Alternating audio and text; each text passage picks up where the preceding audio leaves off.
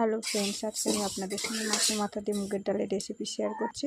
এর জন্য প্রথমে মুগের ডালটা শুকনো খোলায় ভেজে নিয়ে হালকা লালচে করে ভেজে নিয়ে মাছের মধ্যে নুন হলুদ দিয়ে ম্যারিনেট করে নিয়ে কড়ার মধ্যে সর্ষের তেল দিয়ে তেলটা গরম হয়ে গেলে মাছের মাথাগুলো ভেজে নিচ্ছি।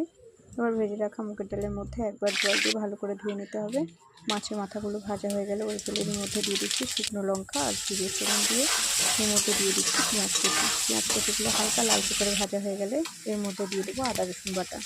আদা রসুনের কাঁচা গন্ধটা চলে গেলে এর মধ্যে দিয়ে দেবো ধনে গুঁড়ো, হলুদ গুঁড়ো দিয়ে 1 থেকে 3 সেকেন্ডের মতো ভেজে নিয়ে এর মধ্যে দিয়ে দেবো টমেটো কুচি আর স্বাদ অনুযায়ী নুন দিয়ে 4 থেকে 5 মিনিট কষিয়ে নিয়ে এর মধ্যে দিয়ে দিচ্ছি মাছের মাথা দেবো।